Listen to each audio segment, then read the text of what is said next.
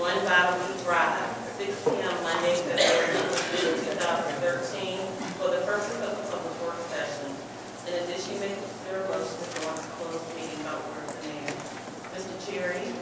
Here. Mr. Evans? Here. Mr. Meeks? Here. Mr. Moody? Here. Ms. Simmons? Here. Ms. Randall? Here. Mayor Wright? Here. Mr. Rowe?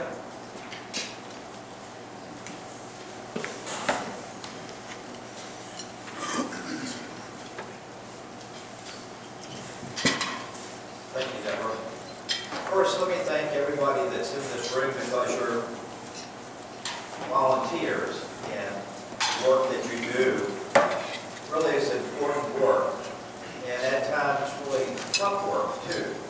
I think about the planning commission, for example, when you have a conditional use permit before you. Someone wants to open up a home business, you've got to decide what is best for the community. I think about the Port Authority as it thinks about the future and the great things that can happen with Portsmouth as we become global. And the same is true with the EDA. And I really appreciate what you do. This is a new event that started after I left in 2008. I think it makes a lot of sense to give us a chance to first socialize and fellowship, which is always good, and to eat. How good is that? My wife says that when we pass on, they'll put on our tombstone, they were good eaters, and we are. But most importantly, it gives us a chance to cross-pollinate and to exchange information and ideas and status. And so, it's important for us not to shortchange that. And so we'll start right off the bat with that as an agenda item, if that's okay, Mr. Mayor, and the chairman, the chairpersons of the various organizations. And Hal, could I call on you to introduce your leadership of the Housing Authority and maybe the chair or whoever's filling in for the chair can give us status report.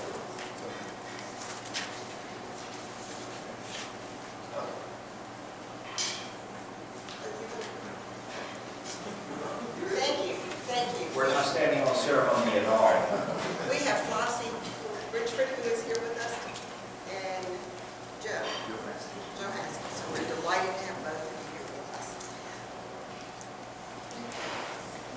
PRHA has been busy as always. We are working with EDA and Kroger Corporation to provide $10 million in new markets tax credits from our 2008 allocation. We deploy these credits, and therefore it allows us to secure additional credits in the future. We continue to work with Virginia Coastal Developers as the development agent for the city on the redevelopment of the former high school site. It's 42 acres, and the proposal is 200 single-family homes, 12,000 to 2,000 square feet. Sales price $190,000 to $240,000. with a total development cost of $43 to $49 million. The annual real estate taxes would benefit Portsmouth by $500,000. The old Craddock High School and Recreation Center will be demolished, and a new multi-purpose center will be constructed on the Craddock Middle School site. The site plan was changed recently, and that has been approved by the Planning Commission and will go to City Council in March. The development agreement was executed in February 2012, and the developer plans to close on the property this summer. What change on the site plan? Kathy, can you help me? Sure. There were some minor changes. There was an addition of a retention pond, a realignment of a street. If I recall properly, there was some additional lighting added to the park along the road. It is minor, but apparently it had to go back through planning because it's had some code issues. We are working with the Whitmore Company on the development of an authority-owned property, a parking lot, which is at the corner of Court and County Streets. The The proposal consists of 42 residential units and 3,000 square feet of office space. The estimated development cost is $5,500,000, and the city will benefit by $69,850 annually in taxes. The closing is expected this summer. I'm very excited.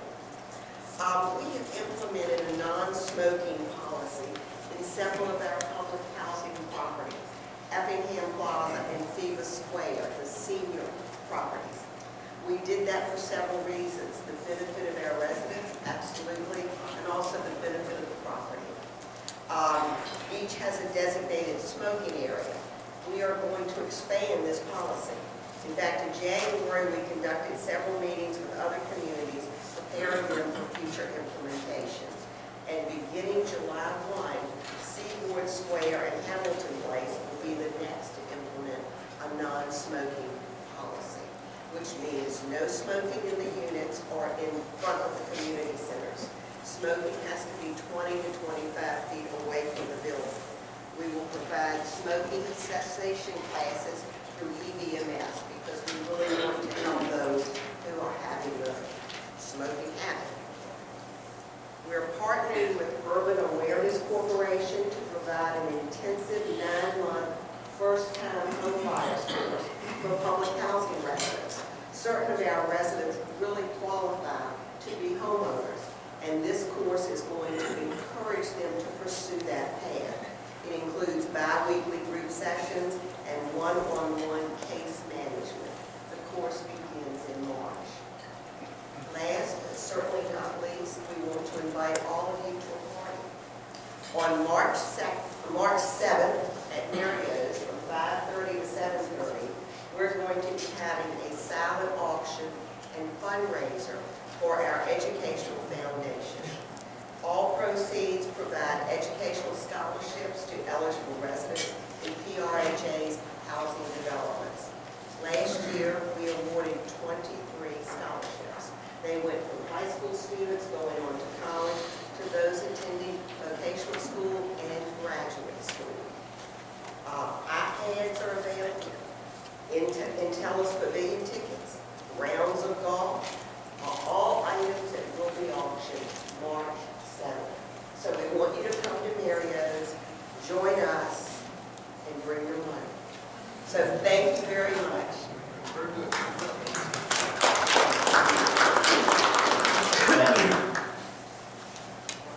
Our next presenter is going to be from the EDA, and as Patrick comes up, I'd like to recognize Jim Bridgeport, the chairman of our school board. Thanks for being here, Jim. And David Stuckley. I saw David. Yeah. He's breathing lighter now because the General Assembly is adjourned, and we're safe. Patrick? Thank you, Mr. Burrell. Our next presenter is Ms. Lisa Lucas-Burke. She'll be presenting on behalf of the Economic Development Authority. Lisa is the vice chair.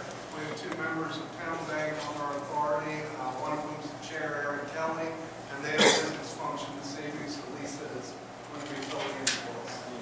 Good evening, everyone. Our director has already introduced me. I'm the vice chair, Lisa Lucas-Burke, and I have the pleasure of presenting in the absence of our chairman, Mr. Aaron Kelly. We have 2 new commissioners who have joined us with the Economic Development Authority, and they're both here tonight. Mr. Dean Thomason, you can let everyone see who you are, and Mr. Julius Thompson. Great. Of course, we have our commissioners with us, Mr. Roger Brown, and also Robert Dean. Thank you for being here tonight. We've been quite busy with EA since the last time we've met as well. CDI Marine, of course, we may know, may not know, but we need to inform you that they are a company who the EDA helped to move out of the Port Center 1 in advance of the courthouse construction that was done there. We did great work to retain them in the city in light of the sequestration that's affecting our nation. We were able to help them to keep 41 full-time and 9 part-time associate jobs here in the city of Portsmouth. We located them by way of a grant, and that grant helped them to offset their moving costs. So that was effective in helping to keep that business here in the city of Portsmouth. Another project that we're working with the breeding company, and in light of the rumors that have gone around, the breeding company is still very interested in developing the site there at the North Pier and also the Desk Inc. site. We're looking with them to possibly develop 192 family units at the Desk Inc. site, North Pier site, and about 132 units over at the Desk Inc. site. Economic gardening, I think you've probably heard about that a little bit. Economic gardening is a program that has been administered by the Hampton Roads Partnership. And it is a program that's helping to target growth-oriented companies here in the city of Portsmouth. One of the examples of a company that we already have that's gone through the economic gardening program is SIMS. The EDA supports this program and has elected to fund 5 additional programs here in the city of Portsmouth. So if you're aware of any other types of businesses that will be, that would like to participate in this with us, then let us know. We'll be in touch with Patrick. Anyone aware that there are stage 2 companies, and the criteria for the stage 2 company is they must employ 10 to 99 full-time equivalent employees. They must have between $1 million and $50 million in annual revenue, working capital. Maintain its principal place of business in Hampton Roads, Virginia for at least the 2 previous years. They must provide products or services that are beyond current service area, the regional or international markets, and they also must demonstrate growth in any of their revenue, and have at least 2 of the last 5 years of growth. So they have to show that they have done some growth. Of course, Ann spoke about the marketplace, and we thank you for the funds, that the market tax credits that you're helping to deploy. And we appreciate the Planning Commission for taking that up in a public meeting at their last meeting, where 3 of the 5 items that were needed have already been approved. There's one more item that will go before the City Council in March, and then we can look at our program market center over at the IC North side. So that's what we're doing so far. I look forward to more information in the next quarter. Thank you.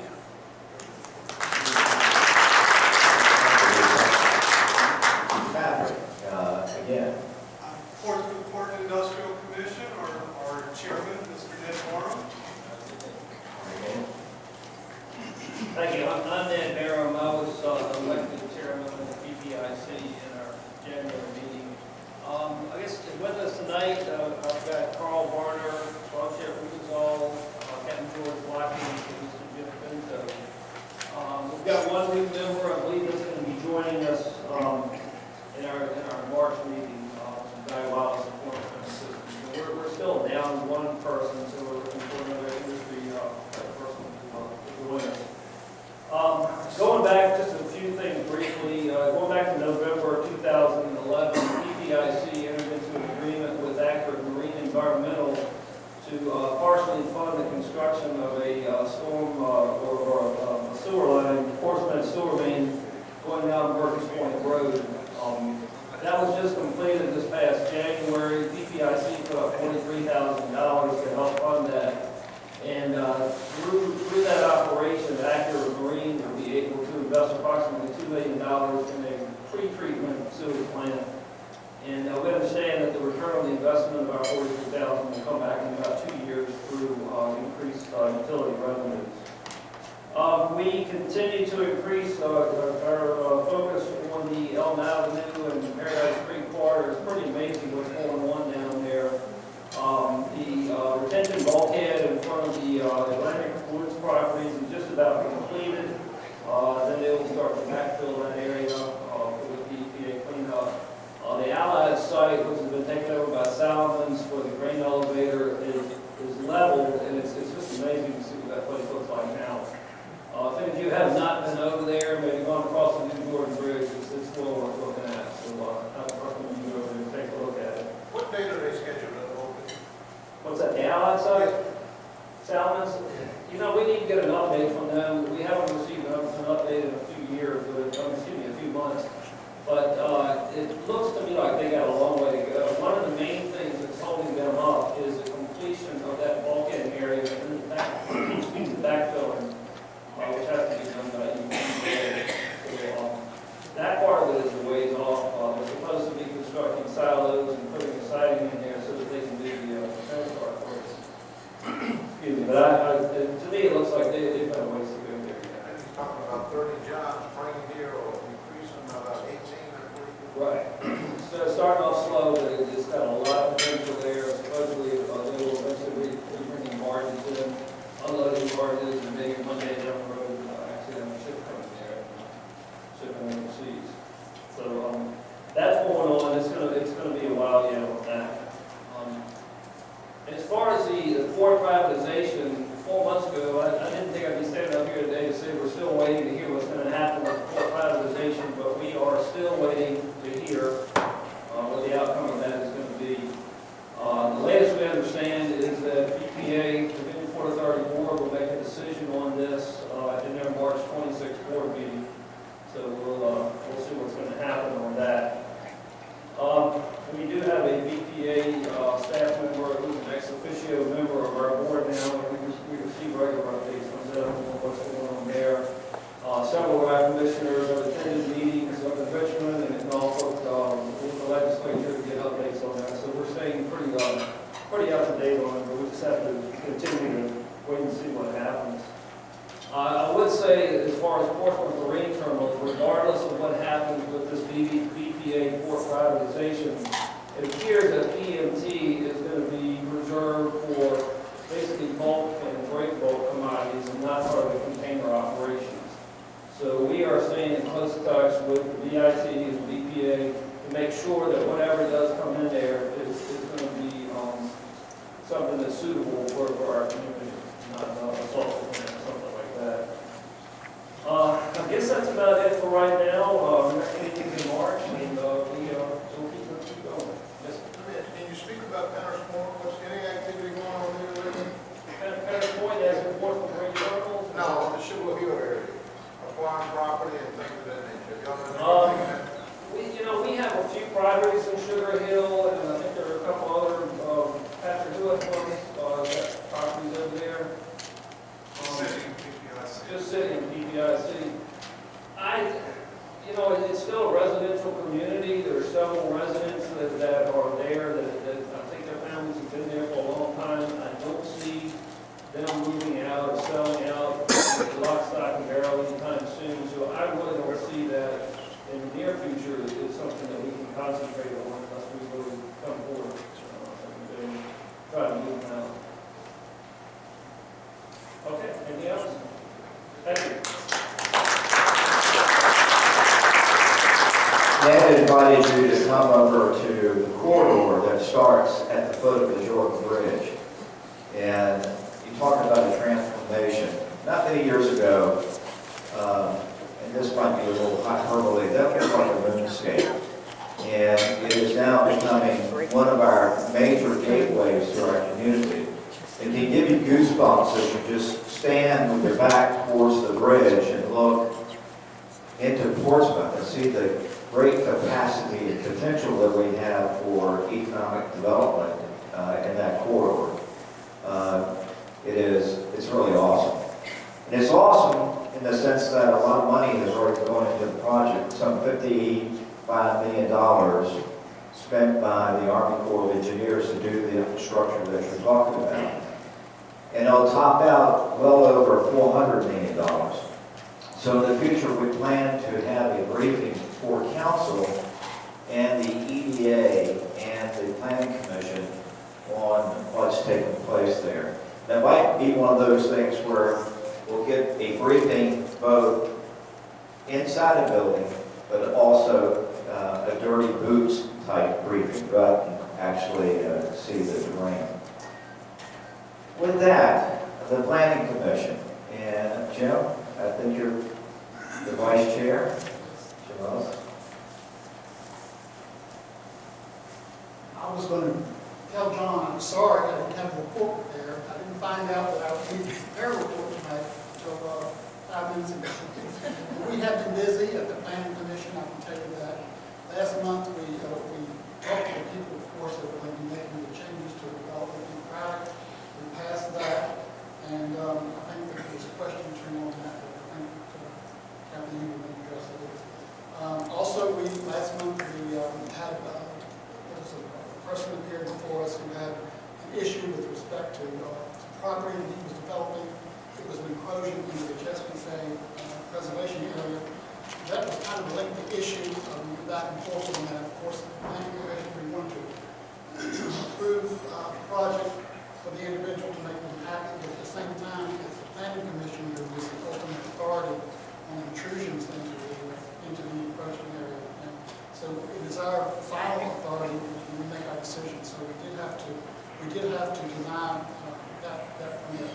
Also, we took a lot of lengthy time with the new Kroger site that's coming up over there, across from the new Oak Ridge site that's it's coming up across the street, and we want to tell Patrick, his group, and everybody, really do a nice job in working diligently with the folks from Kroger to get the highest and best use of that parcel, because those guys put some things in the contract that I think everybody's going to be happy with. We passed that, and that's going to be going forward to the council, and they're going to come back with another issue that we're going to be addressing at a future hearing. Also, we discussed and we passed on another project in Churchland for the CVS pharmacy.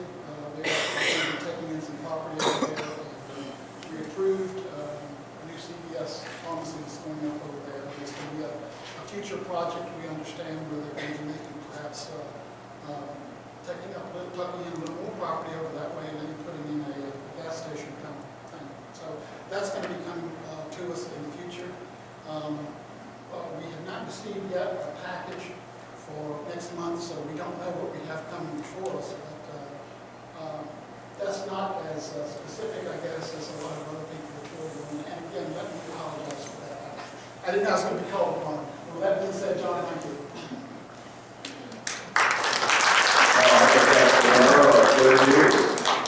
$20 million for programs and additional millions for the balance of that development. Any questions of the presenters tonight? Any questions, any comments by any board member that you can cover that was not covered? Okay. We have, and I don't want to call them presentations tonight because they really are, these are critical discussion points for where we are today, the 25th of February in the year 2013. I truly feel that we have a knowledge-based economy. And when we look at the city of Portsmouth, we need to look at the city of Portsmouth in the context of both the region and, of course, in the nation. And the critical thing that I see for this region is to become more competitive. I think that we have lost, there are many people who feel this, a competitive edge to other regions in the state and other regions in the nation. But just as important, we need to be competitive globally. And we do that through jobs. The key to our city, the key to our region, one simple word, jobs. And I've met, one of the first people that I called upon was Michelle Woodhouse. I've known her dad, former mayor of Chesapeake, for a very long time. We had a delightful meeting, and she introduced to me over a delicious lunch. It's a virtual introduction. The new president of TCC. And she said, Michelle said, that this new president has a vision that is about jobs. Not only the slogan, from here, go anywhere, from here, get a job. And that's a paraphrase, I think, of our discussion. And that is really important. It's important for us as we try to develop a workforce that can make us competitive in the region, in the state, and globally. And so it's really my delight first to meet Dr. Edna today. Dr. Edna Mary Valolani. Kolovani. I did that on purpose to make sure that I... Pretty good strength. Pretty good friend. She's got over 15 years of experience as a community college president, both on the East Coast and on the West Coast. She came to us in July of 2012, and again, her philosophy, her vision really resonates. And I thought it would really be quite useful because what we're talking about tonight, we're talking about jobs. For her to share her vision about jobs in Hampton Roads. Thank you.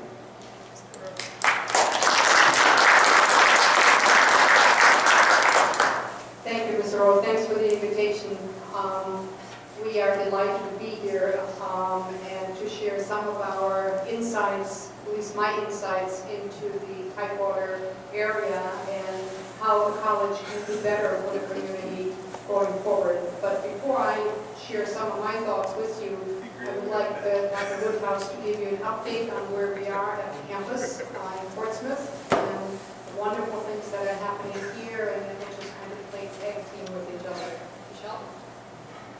Good evening, everyone, and thank you very much for having us. I'm going to ask that you bear with me a little bit because I'm suffering from a very, very bad, as my grandmother used to call it, head cold, and so I feel like I'm really nasal right now as I speak to all of you all. But most of you know me, you know, if I get the opportunity to talk about the Portsmouth campus, I talk about it with such happiness, and it just resonates in every part of me because the things that we are doing at the Portsmouth campus, they're dynamic.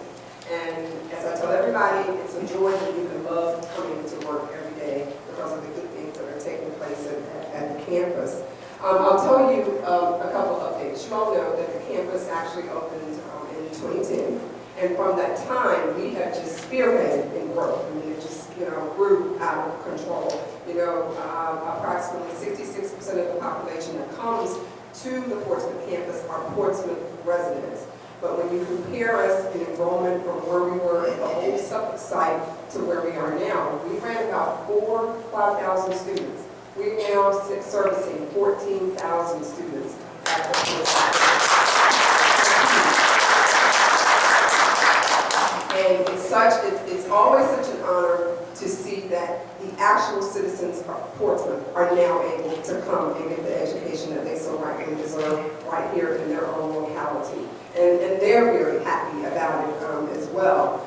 Some of the great things that are going on is something that I'm really looking forward to. And if you kind of drive right out here, you'll notice we have some construction going on. And many of you will be wondering, well, what are they building now? Now we're building a 58,000 square foot student center, which is set to open in the fall of 2013. We hope, but it's going to open. And so we're really excited about this because the students who come to the Portsmouth campus are somewhat landlocked. They really don't, we don't have any food service on campus at the present time. So many of them it's kind of hard to get out and to get to some of the places to be able to go and eat. But we're finally going to have that when we open up the student center. We will have 2 restaurants. We'll have Einstein's bagel and coffee shop, and we'll have a campus cafe. But some of the other great amenities that are going to be very, very helpful for the students include child care. We will actually have a licensed child care facility that will open in the student center. We will actually have a full court gym where we can actually do some intramurals and do some fun fitness things. But on top of the gym, we have a whole fitness area for the students, where the students can actually come and do fitness and have a little yoga room, and it's just planned absolutely beautifully. But more importantly, it's a lounge or it's a home for students and academic and learning to merge and to come together and to do what I would think would be very productive, cohesive student learning types of activities.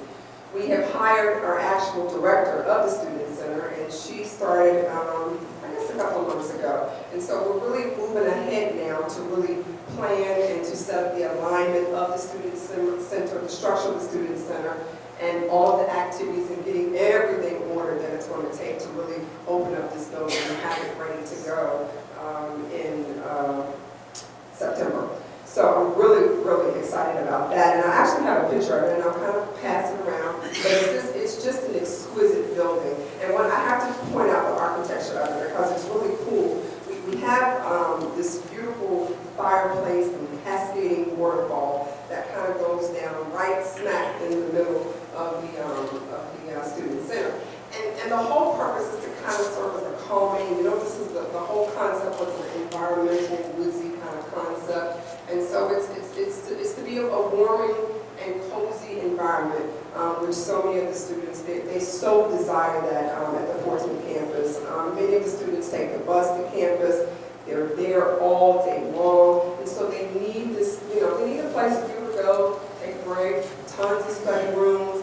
I mean, I will invite you all to come in and see it because it's going to be magnificent when the Student Center opens.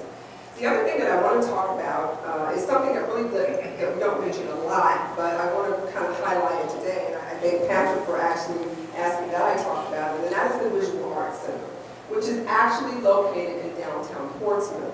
People don't realize, but the Visual Arts Center does come under the Portsmouth campus. It's just located in downtown Portsmouth. And that center has seen, again, extreme growth as well. And I always like to thank the city, because the city really worked with us we got to a point where we had no more parking spaces. And it was pretty bad. And the city worked with us to acquire additional parking spaces. We had 138 spaces. It was not enough. Students were just complaining. It was a really bad situation. But immediately we went to city council. Went just like that. We got spaces, and now we have enough spaces to service about 95 students at any given time. But we service about 700 students at the actual Visual Arts Center. And that's a center that continues to grow in enrollment. When we talk about some of the things that we're doing glass art and the glass blowing, that's the whole new trend now. And with the Chrysler Museum about to close down and undergoing renovation, we will be getting some of the pieces from the actual Chrysler Museum, some of their glass art, and we'll have a nice collection with our own. They're sending their own security over to come and to watch it with us so that nothing happens to it. But we're really excited that they're actually partnering with Tidewater Community College to be able to showcase some of the things that they have from their collection at the Chrysler Museum. We do a host of art shows. I mean, if you really participate, you go into downtown Portsmouth. I love it because it has such a great energy and vibe, and the art center fits right with it, and you'll see the students outside a lot of times drawing, or depending upon what their different assignments are. But what's really cool about it is it looks like this little small place. And if you go inside, it all of a sudden kind of opens up. And the whole glass blowing program, if you're ever paying attention, it's on the roof.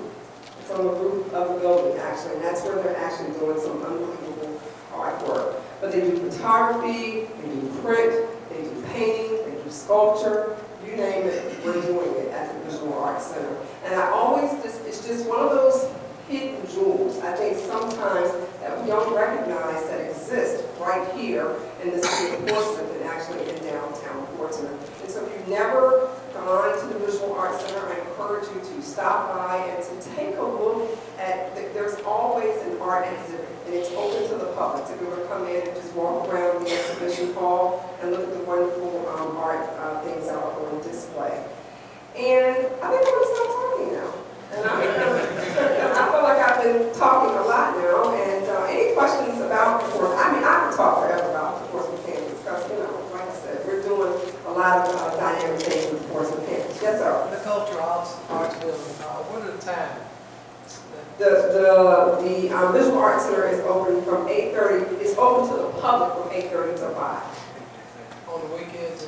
The weekends, it is open, yes. Yes, it is open, but a lot of times what we ask Because a lot of times we'll have scheduled groups who want to come in over the weekend. We do like for them to schedule, over the weekend times. But you can come in because when students are there, that's when we're open. It sounds like it'd be good something to partner with those special occasions that's happening in town. It really, really would. We welcome the partnerships. We do a lot of collaborative partnerships. I was just recently contacted actually to see if we had artwork that were produced by faculty or students that they would like to display in some different buildings. And so we do a lot of that, exchange quite frequently. Your student population at the Art Center, what percentage of those are Portsmouth? Do you know? That I don't know, but I would gather to say that it's probably about 30%. And I'm trying to think about some recent numbers that I looked at. Because with the Visual Arts Center, you get students from all of the campuses. And so you do get a good number down from Portsmouth, but you're going to get a good number that's going to come from, as well, from Virginia Beach, as well as Norfolk, and the other campuses. But we do have a good number that comes from Portsmouth. And we get a lot that comes from Suffolk, as well, to the Visual Arts Center. Yes, sir. I was going to ask the same question in reference to the college itself. What percentage of the students are actual Portsmouth residents? Well, I can speak to the Portsmouth campus, which we probably some 66% at the Portsmouth campus are Portsmouth residents. Now, as the college as a whole, I don't have that number. I don't either. I was speaking of the Portsmouth campus. Oh. And do you know how much that's increased since it moved from Suffolk to? Oh, it's increased drastically. Like between 55 and 60% Right. increase. Great increase. It is It definitely accomplished what it was intended to do. terrific. And it's had a great impact on the community and just on the students that we serve every day. Yes, sir. You stated about parking for the students in areas in the downtown location. Is there any way you could share that information with some of the merchants up and down High Street as to where these students Are supposed to are park? We can. Where the students, and I'm going to refer maybe to the city manager because we have to work very closely with the city manager and everybody to get that worked out. But we have 3 different parking areas. It's a parking lot across from Rudy's, and then we also have a parking lot from, what is it, Patio Ryan's? Is that the name of it? Patio Ryan's. And then we're now parking in the parking garage, which is off of, thank you, Mill Street. And so those are the 3 areas that we actually utilize. But, students may park wherever, but they know they're supposed to park because they're actually given an actual parking pass, especially for the Mill Street garage where they're actually parking now. We have the majority of the spaces for the students. But, as far as making the merchants aware, I don't have a problem with doing that. I probably would say I would like to do that in conjunction with the city manager, though. Number of students that are like new students, coming from straight out of high school, and those who are more mature, going back for higher education or continuing education. I'll tell you a little bit about, let me give you some stats, and that may help you a little bit. I talked about we're serving about 14,000 students. We experienced a 34% increase really with the average median age of the student that we're serving being 28. When I think about the students at TCC, especially the Portsmouth campus, whenever I look at it on a bell curve, we spike during the morning time with the traditional 18 to 22-year-old. We have a lot of those who are coming back who are second career people, but we really spike during that time frame. Then we go down a little bit from about 2 to 4, and then we spike back up from about 4 to 10 from those who are, older adults who are attending school and are working. We've seen the biggest growth in full-time students in the 18 to 21-year age, and 33% growth in women and 28% growth in men. And the other important stat is the Portsmouth campus has become more diverse with an increase in 52% of African Americans and 14% whites. And almost 40% of the student population is enrolled in career and technical at the Portsmouth campus, and and 30% are in college transfer at the Portsmouth campus. So when you talk about jobs, they're really coming to the Portsmouth campus to really pursue a lot of times a trade, because at the campus, we really have a strong emphasis on a career in technical. We have HVAC, heating and air. We have welding. We have a very strong maritime program.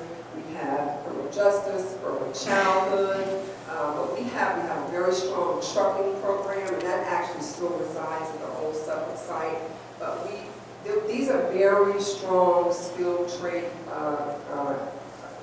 programs where they can come and they can get a job. And we have some new programs on the horizon, one being pharmacy technician, which we hope to launch in the fall, and looking to just, put programs in place. Because when students are looking for that we tend to see at the Portsmouth campus, they want to come, finish a degree or a career study certificate, and be able to go and get a job. And that is extremely important to them. And so we're constantly, being creative and trying to make sure that we are improving our current programs, but also putting programs in place to meet the needs of the students that are coming to us. And I should not forget, we have a very strong nursing program as well. It's a very competitive program, which oftentimes is hard to get into because we only have so many slots that we open per year. But hopefully, beginning next year, we will be able to increase that and be able to take in more students. I just have a question. Do most of the students, when they're done with the program, are they able to find jobs within Portsmouth, or do they have to leave the city? Are you speaking about a specific program or? Just in general, like most of your student population, I guess, are they able to find jobs? I'm talking about one where we do know that they end up getting a lot of jobs in Portsmouth, and that is trucking. Those who finish the trucking program go right into various jobs at different trucking companies right here in the city of Portsmouth and in Suffolk. And we've been real pleased with that because they really partnered with us, really, really well. But the students really go and get jobs everywhere. Honestly, I can't say that it's one particular area, but if they come out armed with a degree and they're serious and they're ready to do a good job, then they don't have a problem because people are looking for welders, they're looking for people to do HVAC work, they're looking for skilled trade people. The biggest thing I want to do is to continue to push more students into it because they all come wanting to be nurses or to transfer to BCU. There's nothing wrong with that. I really don't talk against that, but I also want them to also recognize the importance of getting a job and having that work experience as well. So we're a great campus, and I please invite me back anytime we talk about the campus, and anytime you have questions, I'm more than happy to answer any questions. Yes. I'm just wondering if you know if there's any correlation to the increase of students versus the availability of tuition assistance, and if there is, what's the viability of the continuation of those assistance programs, and what can we do to offset that if there is? Ooh, that's a doozy of a question. Correlation. You're on a roll. Let's see. Yes, there are funds available. And if you look at a recent chart, I did a recent presentation to someone who came to tour the campus, and we showed in this actual presentation the increase in financial aid or federal dollars that we have received over the course of 10 years at Tidewater Community College. And that's a good thing. We've seen a continual increase over the course of years. An average student at TCC gets a Pell Grant for $5,200. At TCC, that can take you a long way, okay, because the tuition is much cheaper. Now, to correlate it to maybe try to answer your question, the funding, I think for the most part, is there. The issue now is becoming tighter federal regulations on the funding and correlating that to students' academic success. And so that's what we focus on a lot at the Portsmouth campus, because the students could come and they could continue to get financial aid money and Pell Grants and loans up to 4 or 5 semesters. Now, you have 2 semesters. And if you're not successful, you're cut off, and you can't get that money. And so, whereas a student may decide to get their life together A couple of years later, once you messed up, at Tidewater Community College, you can come back, but you have to have the ability to pay yourself. And that becomes a hardship when many students who probably a year or two later get themselves together and want to come back. So the funding is there, but the laws are, the financial aid laws, and this is just not affecting TCC, it's a fact affecting the United States and all of the institutions who receive federal funds. But there's scholarship dollars there, their Pell Grants, and their loans available. So students are able to come and they're able to get the money. The funding issue is not an extreme issue, especially with the amount. Remember that Pell Grant amount, but also remember that we're $130 a credit hour.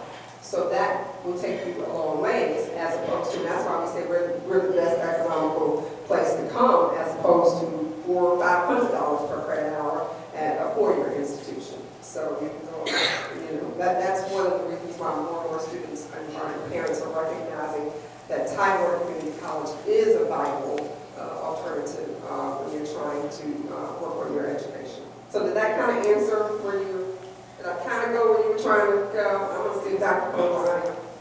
Very little. It sounded like what you're saying was what I was concerned with, is that there's a risk that there's going to be less funding available in this continued climb that you've seen in enrollment. Is it risk that they level off or actually start to decline if these students don't perform in the program? Yes. So the additional part of that was, do you have things in place to offset that? So Yes. that as you're continuing to build another center there and something going into the college with that students? Well, let me tell you a story, and now your question makes better sense. When I first came to the campus 2 years ago, I came as an interim for acting and interim provost. And so I had the opportunity to just really kind of sit back and take a look, and not to see where we were going wrong, but to see where we were missing the beat. And one of the things that I walked into when I first came to the campus were just students everywhere.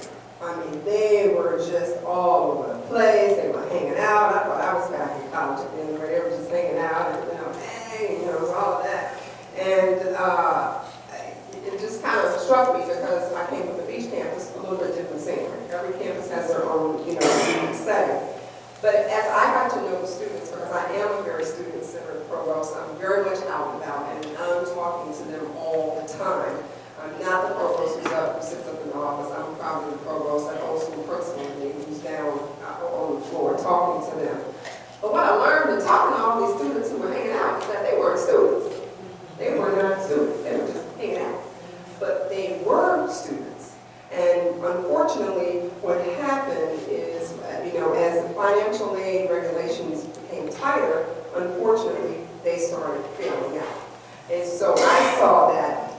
And as I talked to the students, I recognized these were good kids. At least we should not have lost them. There was just something we should not have lost these particular students. And so what I have worked very, very hard on is strengthening our student success and our student support programs to make sure that we have support services in place to capture these students. Because like we grew, great. We got to make sure we retain these students because many of them are first generation college students. They don't understand the whole concept of how to be a college student, how to handle their college business. And so we've had to dial it back tremendously, so to speak, to go and to work with the students. And one of the things that we just launched is our new first year success office. And any student that comes through the doors of the Portsmouth campus, you have to specifically go through this office. You can't go and enroll yourself. You just can't go and arbitrarily try to figure out and think you can do it yourself. You have to have a very proactive or intrusive counseling with one of the counselors as we take you through the steps. And by doing this, by establishing these communications and these relationships with the students, we're now starting to see our retention rates of these students where we grew so much to level off and we were able to retain more. And the other thing I would say is also through our partnership with Portsmouth Public Schools and Dr. Dave, we work together hand in hand constantly with different programs and initiatives because we get so many of the students that come from Portsmouth Public Schools to us. And so one of the new initiatives that we're starting is our Bridge program, which will be starting in August, and no, in June. And this is an initiative to help some of those students before they get there in the throes of everything. We want to get them early on and try to work with them to make sure that they completely understand step by step what it means to get financial aid, what it means to get a loan versus a subsidized or unsubsidized loan. They got to understand all of that. And that you have to do well academically. You can't just withdraw from all your classes and think you're going to keep getting your money. Okay? And so there's a lot of parameters that we have to put in place to really work with the students. But we're never going to be a campus that doesn't have students. I can tell you that right now. Not while I'm there. So, with that, thank you. I'd like to turn it over to my wonderful president, Dr. Barry Colabani. Thank you. You can tell she has a hard time giving up the microphone. No. And if you gave her the night, she would speak to you all night long. But she's one of our shining stars in our system, and even though I have the perspective of the college-wide perspective as president, I do use Portsmouth in many ways as kind of the model. As you know, it was the founding campus for Tidewater Community College at the Suffolk location. But Mother campus. the mother campus. Yes. The mother campus. But Portsmouth campus does get it right.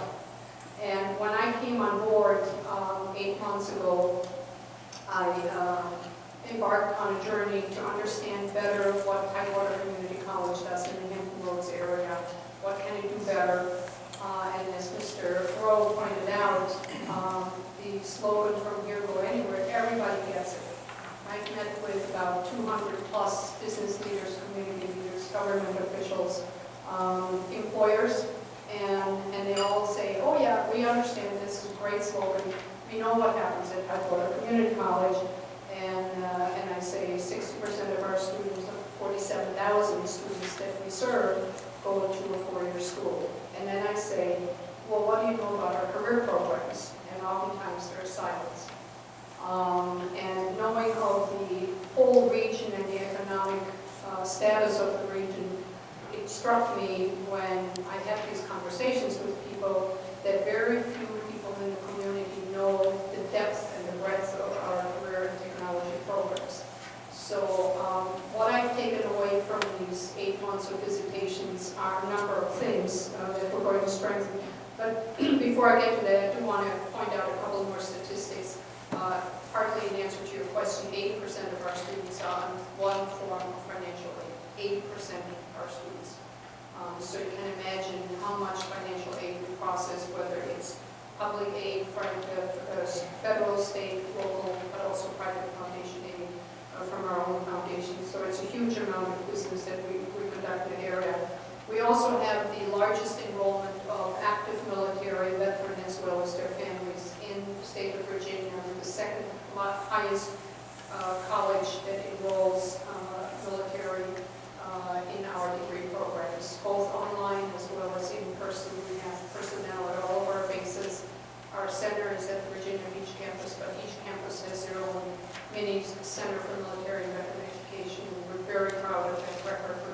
We serve over 14,000 students in that area from those families who are veterans, and we're about to expand that even further. You have heard from, again, Mr. Rhodes' comment that Michelle made about our nursing program, our healthcare programs.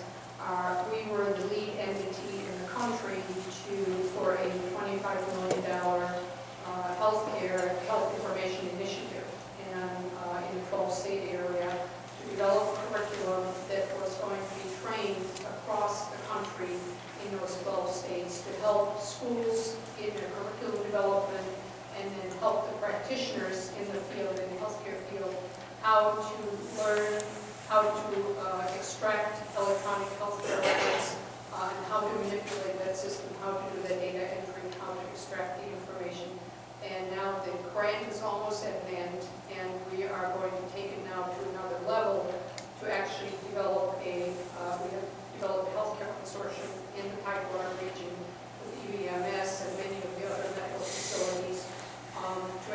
train professionals, the medical doctors, the nurses, the technicians, on how to actually learn how to manipulate those databases. And that's one of our major workforce development initiatives that we're rolling out and probably announced in the next 2 months officially. So you'll get a first kind of an overview of that. Work very closely with the school district, and as Dr. B can tell you, again, Portsmouth School District is kind of a poster child for dual enrollment. And we had a, thank you, much like Michelle, we didn't give it to each other. So we're sick. And we have a very strong partnership with the school district on dual enrollment. That means that the students in the high school can participate in college level courses, and really to the credit of the school board having that vision several years ago to say, hey, why don't we help our students who are academically interested, academically prepared to get college level learning while they're still in high school. And Portsmouth is really the poster child on that. And when I came on board, I saw quickly the opportunities that we have in our service area, and I worked with our chief financial officer to not only reduce the cost of the tuition, but we're waiving the entire tuition to a student who is enrolled in a dual enrollment program. And that's going to change materially our relationship with our school districts in our service area. And I convinced our CFO, I said, don't worry about the money you're losing, you're going to make it up in tripling the number of students enrolled in dual enrollment, which is finally seeing the light on that. So we're doing that. But I know you have on your agenda later on discussions about the impact of sequestration in the area. And, you know, I don't have my head in the sand. I know what's going to happen most likely, and I just spoke with our chief academic officer this afternoon and our vice president of workforce development. I want them to identify career programs that we could turn into fast track certificate programs for rapid response. So when the layoffs occur, we can announce that we'll be working with Opportunity Inc. or the Workforce Investment Board to get people back into the workforce as quickly as possible through these condensed, very intensive training programs. I think we need to be prepared to do that because we're looking at, was it 19% risk I saw on that one chart that somebody provided. It's going to be a major, major downturn in the economy here. So the college is ready and prepared to put all of its resources and efforts into that to help mitigate as much as possible the situation that's is about to occur. One thing that Michelle did not mention with our licensed child care centers at each of our campuses, what we're doing is we're tying them to our early childhood education program so that the students in the early childhood education program will have a lab experience with the children from our students in the licensed daycare, and then we're taking it to another level. And then I don't know if you're familiar with the Smart Beginnings of Southampton World Initiative that was piloted a couple years ago. Well, we're taking that model and we're working with our RFP out right now for licensed child care at our campuses, and we're requiring them, will be requiring the contractor to move towards the quality rating improvement system up to the level number 5, and then also get their employees into the college in that sequence of early childhood education. That's where we need to make sustainable and systematic change if we ever want to change the preparedness of our high school graduates to come to higher education. 30% of our course offerings in the early semester, 30% are for developmental studies, math, and reading and writing. It has to change. We are putting way too much money into that effort. Virginia has also embarked on a journey to re-engineer the entire developmental studies curriculum that's being delivered to our entering freshmen in math and English. And we're seeing the first emerging successes with those students, much like the accountability measure in the federal requirements. For federal financial aid, there is an accountability measure. We know from national statistics that a student coming, and this is a recent high school graduate who comes to a community college,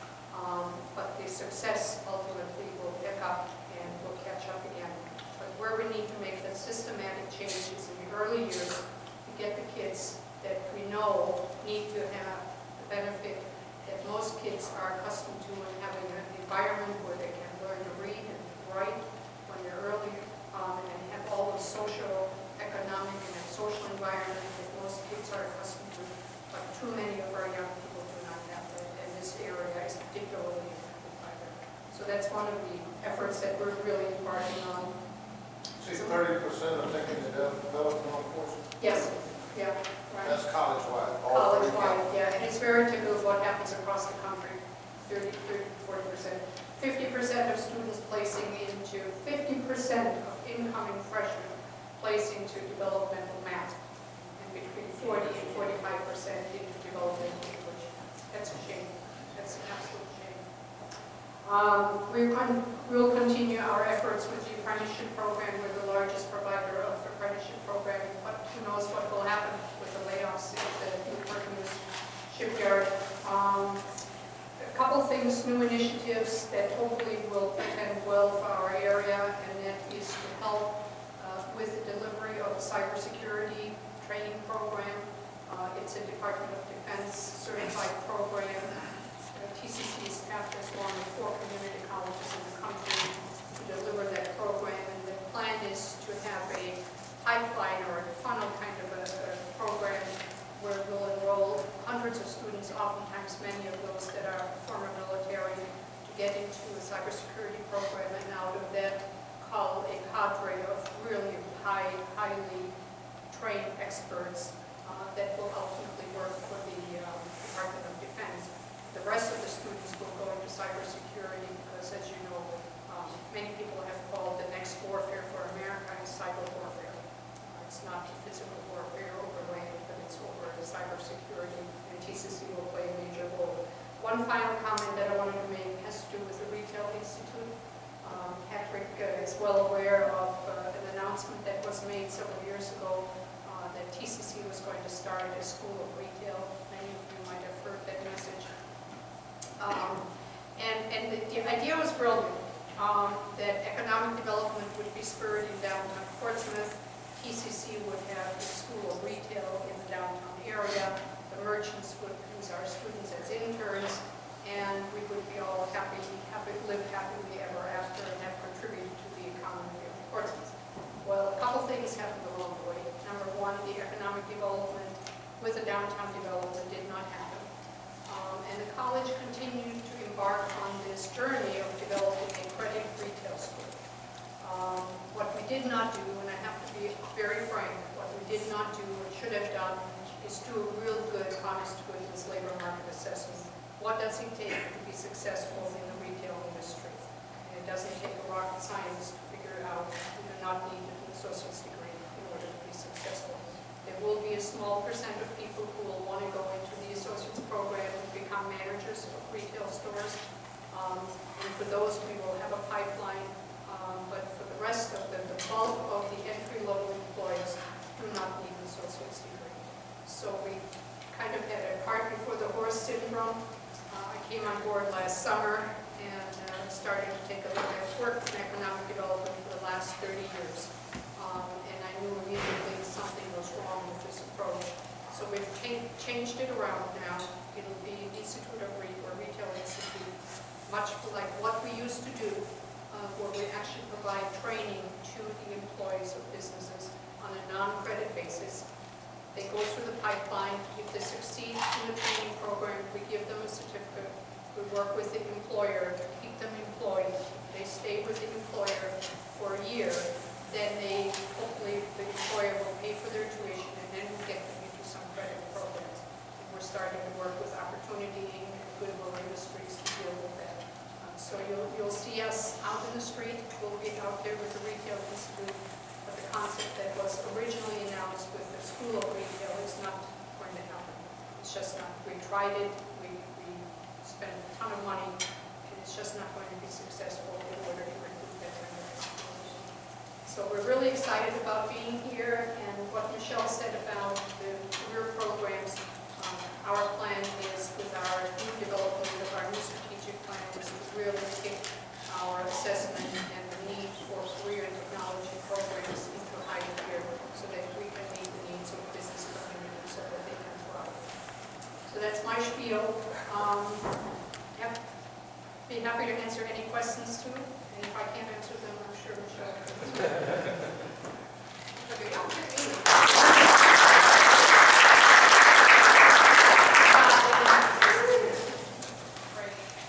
Thank you, Michelle. Let's give them a another round of applause.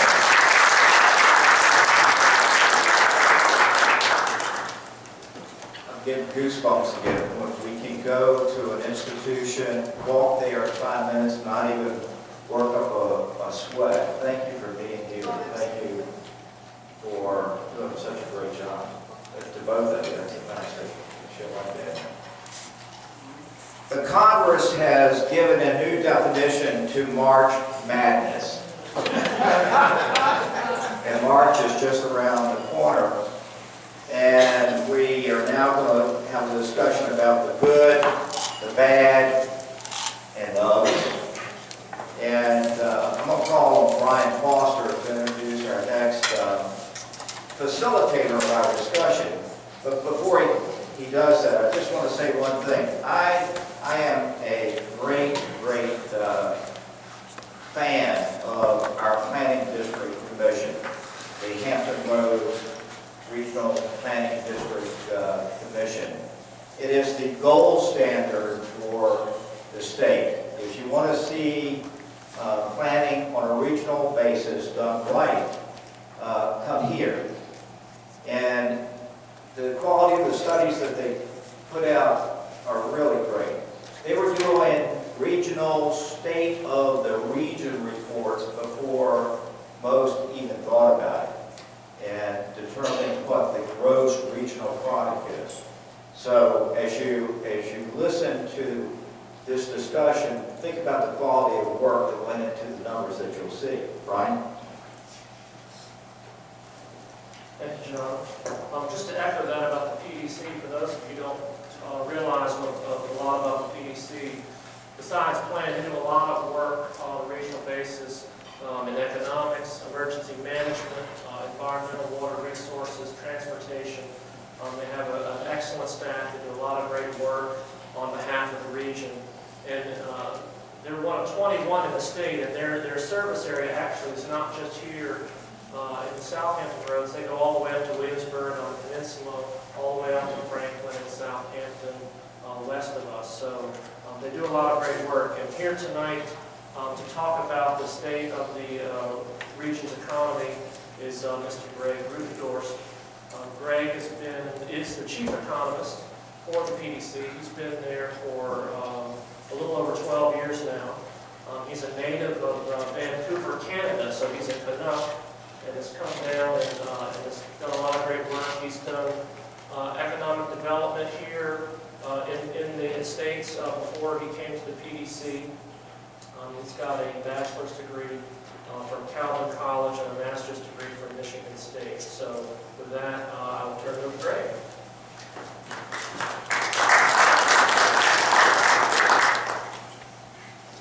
Good evening. I'm excited to be here. Hopefully you will be. I've got 35 slides. Can you believe that? And they're going to be exciting slides. At least the first ones are. But what I was asked to do was to come here and I delivered just recently an economic forecast to the Planning District Commission. We do it every January. We've been doing that for at least 20 years. I have, but my predecessor certainly was doing it before me. And just talk about what's going on with the economy. You know, economic forecasts are kind of funny, especially to economists. Weather forecasts make us look, you know, ridiculous. It's just incredibly difficult to do a sound economic forecast because the reality is we have no idea what's going to happen. We just don't know. So what we do is we try to describe the landscape as best we can so we can look around and say, well, assuming something doesn't happen, this is where we'd expect to go. And that's valuable information. But the reality is we don't know what's going to happen. So what a great way to start off a forecast, I suppose. But so what I'll do is I'll just take you, basically take a look at the current landscape and we'll go a little bit from there. What this is describing as national condition. Hampton Roads is one of those regions that tends to follow the national condition. This is not true of all metropolitan areas, but it tends to be true of our metropolitan area. So if we look at the national condition, if we look at the pre-recession high gross domestic product, hey, we look great. We've recovered. We're at 103% of where we were. Fantastic. If we look at civilian unemployment, not so good. good. We're only at 97% of pre-recession employment. That's going all the way back to 2007. So 5 years. Our unemployment rate looks horrendous. We were at 4.4%. Now we're at 7.8%. And if you've got money in the stock market still, we're at 94% of where we were. The number everybody's always talking about is gross domestic product. So it's past the pre-recession high, it's moved on, so some people think, hey, we're out of this. But if you look at some of the other indicators, that's just not the case. This is in terms of the Great Recession. If you look at this red line here, this red line is the Great Recession. All those other lines are post-World War II recessions. And what it's comparing at that 0% mark is the pre-recession high of employment. So that's where employment was when the recession started, and it dropped. The red line is where the recession we have now, and you can see how it makes all the other recessions look rather pathetic by comparison. This has been an incredible doozy. A different comparison now. Now you see the thick red line on the chart. This is comparing us to other recessions that were coupled with the financial crisis. And now we have to look beyond the U.S. and look internationally.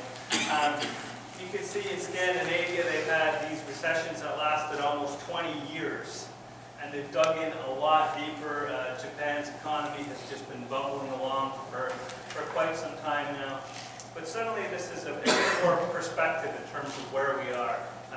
It still doesn't look good, but we have an understanding of why it's taking so long to recover, and we're not seeing the usual bump that we typically get following a recession. To compare the U.S. and Hampton Roads, here we have that 100%. Again, that's the pre-recession high. That's where before the jobs started to decline.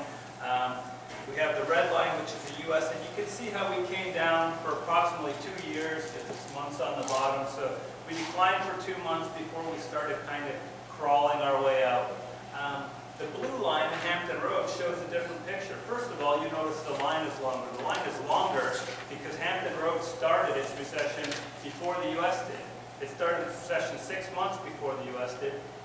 And you don't see us coming out of this recovery. You don't see that sustained trend. So Hampton Roads, while it typically follows the nation, we're having some difficulty clawing our way out of this recession. To give some perspective here, this is civilian employment year over year, and you can see, going back to 2002, we were moving along, we were gaining employment every year we're doing pretty decent, and suddenly the recession hits and we have this big cavity there, that big trench. That represents 50,000 jobs lost, civilian jobs lost from the Hampton Roads economy. That is a huge, huge number. So this is slowly what we're trying to work our way out of right now. Before you get too depressed, this is Hampton Roads compared to other metro areas. So we have Hampton Roads with the red circle there. The blue line shows the current employment level, and the red on top of it shows pre-recession highs. So you can see some areas, such as Denver, the third one, they've already passed their pre-recession high. They're growing their employment, but there's other ones, such as Birmingham here and Milwaukee and Las Vegas, that are still way, way further down than Hampton Roads is. So Hampton Roads, if you were to compare us to these other metropolitan areas between 1 and 3 million, we're certainly not in the worst shape, but we're not in the best shape either. This is another chart, shows it a little different. This is unemployment rates. The blue shows the pre-recession unemployment rate, so that would be the low number, and the red shows the current unemployment rate. Or sorry, the red is the red is actually the current unemployment rate, and all metro areas are still fighting or struggling with high unemployment rates. Here we're on the lower end of the pack. Hampton Roads traditionally has had a low unemployment rate, so this is nothing new, but you can see compared to other metro areas, they're fighting back, we're fighting back, and it's kind of a shared experience. If we look at the unemployment rate, here you have the top line is the U.S. unemployment rate, the blue is the Hampton Roads unemployment rate, and the green is Virginia's, and you can see we traditionally stay well below the national unemployment rate, which is great, it's just fantastic, but once you get used to that standard of living, then, and here that I'd like to point out is if you see over the last couple of years, we've decoupled from the Virginia unemployment rate. Typically, we stick with Virginia. So while Virginia's seeing more of a recovery, Hampton Roads is kind of struggling by comparison. Here we have industry employment in Hampton Roads, and this is basically a 5-year comparison. So we're looking at what has happened since the beginning of the recession and now. On the bottom, these red bars here, that's the employment that's lost. So since the beginning, I showed you that big crevice that had 50,000 jobs. Well, from what we've gained some of them back, but this basically represents 35,000 jobs lost. A lot of them are in construction, retail, trade, administrative support. So that's all the making up that we need to do just to get back to where we were. We have seen growth in healthcare, federal employment. Unsurprisingly, has been kind of pushing us through up until now, that is, and even the state has managed to do it. You know, if we just take a look how we compared over last year, things start to brighten up a little. So we're still losing a bit of construction employment, transportation, utilities, retail, rental, leasing is still suffering. But here you see leisure, hospitality, there was a big jump back. Scientific and technical services, retail, trade, even manufacturing, you see growth in the past year. So that's positive news for our economy. Looking at trade and employment, this is one of the things very important, obviously, to Hampton Roads, Portsmouth as well. But one of the things we look at the port is, you know, what are the drivers of the port? There's several drivers of the port, but we've compared this now to, just to give you a glimpse, world trade in goods and services compared to what's going on at the port. And you can see, you know, when there's a glut in world trade, the port suffers. We haven't learned how to control world trade yet, but when we do, then we know how to make the port do better. When world trade starts picking up, the port does better. So we have to think about things that are in our locus of control. World trade is one of those things we know we're going to be doing better when the global economy picks up. And hopefully Europe can get on the ball there. Tourism expenditures in Hampton Roads. Again, if you're looking at the locus of control, you know, we can have the greatest places to come visit here, but if people don't have money to spend, they're not going to come see it. So when the economy drops, tourism drops, it's rounding up, it's catching back up with where we've seen it before. So that is good news for Hampton Roads. We saw a big jump in the last year in tourism leisure employment as well. New vehicle sales as a percentage of vehicles in Hampton Roads. This is a great economic indicator because basically what it's telling you is how confident do people feel. If people don't feel confident, they're not going to spend. If they're not going to spend, local merchants aren't going to be employed. There's not going to be money cycling through the economy. So we want people to feel confident. We're always trying to look at different economic indicators. New vehicle sales is one of them. And you can just see the sheer drop-off that happened right in 2008. I mean, it really jumped down, bounced down even in 2009, but it's slowly coming back up. We have a 2012 estimate there, but we're starting to see some increased confidence, and of course, you know, eventually cars stop working, so people have to buy new ones too. If we look at housing prices, we have Hampton Roads in green and the U.S. in blue. This is a very, very important indicator. What this is measuring, this is from the Federal Housing Finance Agency, but it's measuring the same houses over time. So one of the best indicators of housing prices that we have, and it can tell you how housing prices have changed. We have seen a huge drop in housing here, undoubtedly, but what people don't quite understand is how big and how significant our boom was. This shows the boom that we had in Hampton Roads. It shows the drop, but most importantly, it shows the drop has stopped. It shows the drop has stopped, and that is really significant because if it keeps sliding, that means more trouble for us, and if we start seeing it tick back up, that brings some solidity to the economy. So here you go, a year ahead, we have the good. Housing bottom. It's kind of funny to have housing bottom as the good. We feel confident we're there. If you look at a lot of the housing indicators, the number of days houses are on the market, the median sales prices, everything but one thing is pointing to here's the bottom, we found the bottom, we can kind of breathe a little sigh of relief that it's not going to go further down. Of course, it's still impacting revenues being way government, less drag. When state and local government are laying off people and not hiring and not spending, that is a drag on the economy. It really slows the economy down, because one of the things that state and local government do really well is they spend in the area.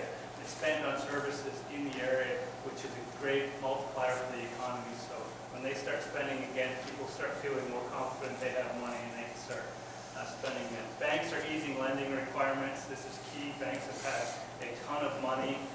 They didn't want to lend it. They do start lending it, then people can gain access. Energy prices at this point are expected to remain low. Talk about painting a picture of the landscape. Let's hope that stays that way. Low inflation, low interest rates are great. Corporate balance sheets are fantastic. But then we have the bad. Higher taxes, which we've seen, payroll taxes bump up. That reduces, of course, spending. When spending gets reduced, you have the secondary, tertiary benefits kind of drop off. The one housing statistic that I said wasn't that good is short sales are still rising. So these are banks selling at discounted rates, and those numbers are continuing to creep up a bit. That puts downward pressure on housing prices. Oil prices are always political risk. We know this, we see this. Anytime oil prices jump up by 10 cents, it pulls $85 million right out of the local economy. And $85 million is just taken out of Hampton Roads and exported elsewhere. We want oil prices to stay low. The Eurozone, that has a lot to do with trade, but it also has a lot to do with certainty in the international markets. And of course, I showed you that one chart, there's been continued high employment. So what is the ugly? The ugly is this uncertainty, sequestration. Hampton Roads has been dealing with uncertainty for some time. I was asked to touch a bit on sequestration. I will look at defense sequestration in a bit, but I'll belabor that point a little more. But the uncertainty here is what's really killing us. If you can't see ahead and you don't know what's going on, you're not going to make the investment, and you're not going to make the hires. You're just going to sit and wait. And if you sit and wait for a couple of years, like many businesses have been forced to do in Hampton Roads, that certainly has a depressing impact on the economy. So what are we looking at as we go forward? Well, the orange here is a consensus forecast. That's if you take all the best economic lines and ask them what's going to happen, even though none of them know. But this is what they think is going to happen. Typically, following recession is what you would expect is we would bump up above this line. That line is historic long-term average. Following recession, typically you see a huge bump that goes well above the line as the economy regains steam. That has not happened. It's not forecasted to happen. This was the forecast that we delivered in January. We're looking for the U.S. gross domestic product to be 2%, well below historic rates. Interest rates, the consensus forecast there is that it will remain low. Planning District Commission's forecast is that the Hampton Roads area will be growing at a slower rate than the nation, and a slow rate relatively overall. We'll see a slight gain in civilian employment, and the unemployment rate will drop from this year. Retail sales, we won't have the bump that we did last year. Payroll taxes certainly will impact that. Auto and truck sales had a relatively good year last year, coming off the previous year. We expect it to continue to grow a little bit. And building permits is another one where we saw huge growth last year, 17.9%, but if you're growing off the bottom, it doesn't take a big number to grow a lot. So we're hoping we do better than last year. We're actually doing good. To talk about defense and sequestration really quick. There's my animation for the night. Federal budget in 2012. The defense budget is approximately 19% of the federal budget. 19%. So we always hear how huge defense is, and this includes overseas contingency operations such as Iraq, Afghanistan. 19%. If we look at discretionary federal spending, however, it's 52%. So this is where our legislators are looking to make cuts, and suddenly it becomes a much bigger piece of the pie. If we look at defense spending by category here, one that we talk about perhaps most is military personnel. It's 22% of defense expenditures. Operations and maintenance is the biggest slice at 31%. Overseas contingency operations, which is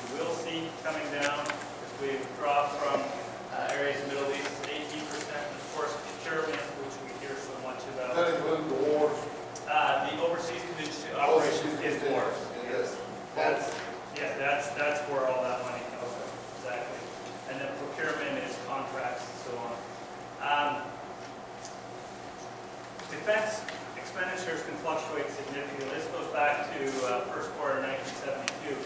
Here you can see the rise and fall of defense expenditures. It looks like we have crested here. I believe everybody is pretty confident that we have crested there. But like anything, we don't know for sure what's going to happen next. So if we look at Hampton Roads, how does Hampton Roads defense spending play out? Well, we're a little bit different than the nation here.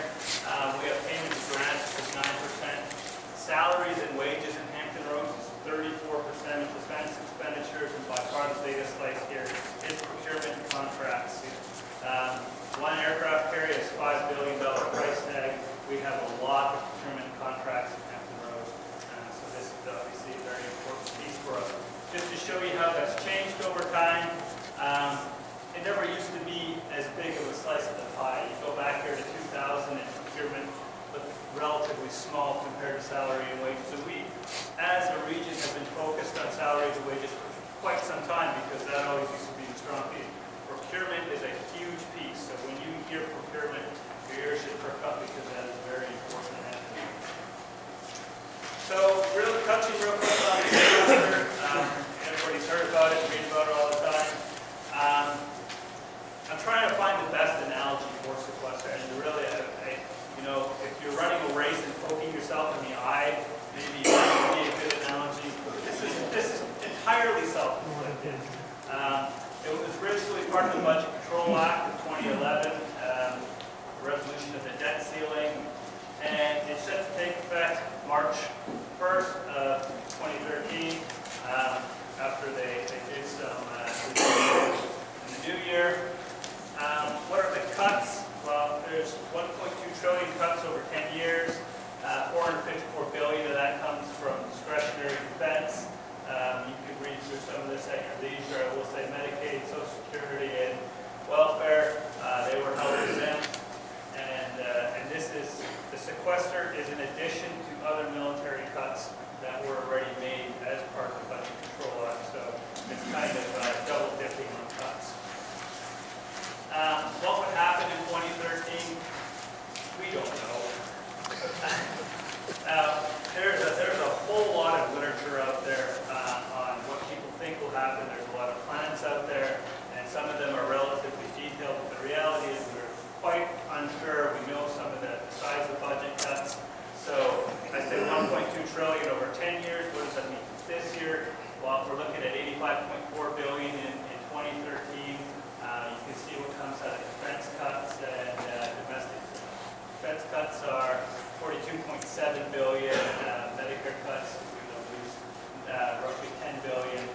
Other mandatory cuts as well. So after this year, 85.4 billion is jumped to 87 billion next year and 92 billion the year after. Some specific cuts, NASA would get cut 1.5 billion per year. I was talking to a friend of mine at NASA the other day, and they got a call from a senator. It was curious if they were tracking these asteroids that were coming in from Russia, that the one that came over Russia, because they were very concerned. They wanted to know what NASA was doing to track these things. And I just answered, well, 20% less than we were before. So, how many cuts? You're going to feel the cuts. Military research getting cut, military operations, public housing. This is, a lot of these cuts here are certainly going to be hard if they go through. Will they go through? We're not sure. There's been some discussion that we would really feel, instead of seeing the cuts March 1st, it would be more March 27th, because that's when the continuing resolution is expected to go up. So March 1st, even if the sequester happens, it's not the cliff everybody thinks, because we can still keep moving forward. March 27th, if they don't deal with the continuing resolution, then we can have a government shutdown, and it wouldn't be the first time it's happened. So, if we look at the state national economic impact, George Mason did an estimate that the sequester would cost 2.14 million jobs. Economic analysis vary. Macroeconomic advisors estimated 700,000 jobs lost. Impact overall varies from 0.6% of the GDP to 1.5% of the GDP. And if you're looking at just at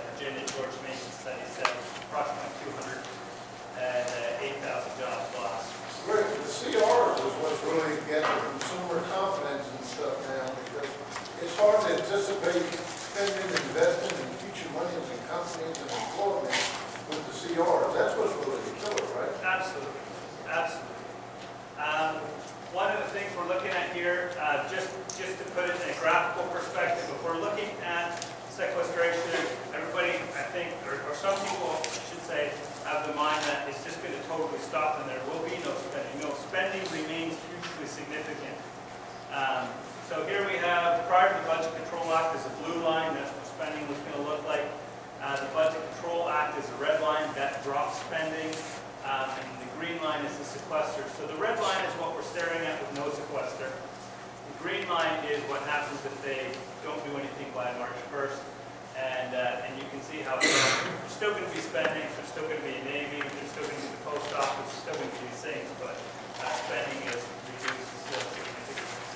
We're looking at Northampton roads here. We did an analysis. Our model showed that the region would lose much more than the 0.6% or 1.5%, but there'd be a 2.8% reduction in gross regional product from what we otherwise would have experienced. So that is a pretty significant, and one of the things that, we're talking to localities, the 2.8%, if you want to know what's happening in Portsmouth versus Newport News versus James City County versus Beach, 2.8% is a good number because what happens in Portsmouth happens in Norfolk, happens in Chesapeake, happens throughout the region. We have so much cross-migration across this region that what happens in one community happens everywhere. When we looked at the impact of GIFCOM in Suffolk, the number one city that was going to be hit was Virginia Beach, because that's where all the people were. So 2.8% means the same for Portsmouth as it does for James City County here. 1 billion less in personal income. If we just do a proportional distribution, that would equate to roughly 1,600 full-time jobs lost in Portsmouth and $110 million in personal income in 1 year cycle if the sequester was to go through. So that concludes my formal remarks. I hope that was the quickest 35 slides you ever saw, and we're happy to answer your questions.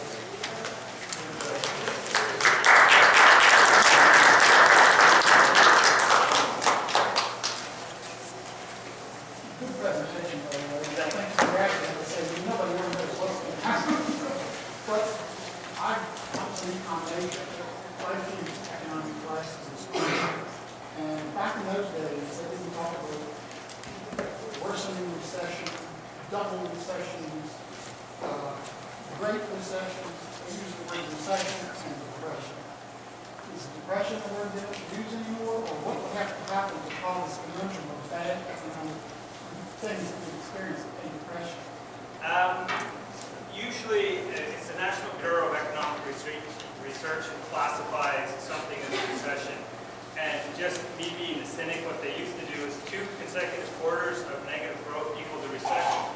But then anybody could figure out what a recession is. So they made it a little more difficult than that. But really, it's 2 consecutive quarters of negative growth is what they classify as a recession. But that, if you remember the first slide I showed you, that's with respect to gross domestic product. So employment can keep diving straight down. And as long as the gross product comes back up, then you have all these economists. I don't know if you've seen the jokes. People are like, "Yay, we're in a recession," and here you have millions of people without jobs. So the word recession is almost irrelevant in a sense. What we heard earlier from Tidewater Community College, this is about jobs. I mean, jobs are what support the people. Jobs is what puts food on the table and a roof over your head. The word depression, that would go back to the National Bureau of Economic Research, what they would determine as depression. But certainly it's much longer than just the 2 periods of downturn that we had in gross regional product. Could you quote their definition of it? I couldn't quote their, I'm not, to be honest, I'm not sure if there is a proper definition of the word depression, but I will look into it tonight, I'll tell you that. If you get me your card, I'll even email you my answer. All right, thank you.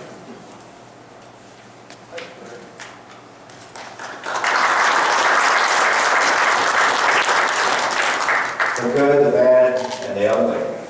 And to localize, and this is the last thing, ugly as it relates to us, one of the interesting statistics, on the average, about 50% of any locality's population in Hampton Roads works someplace else.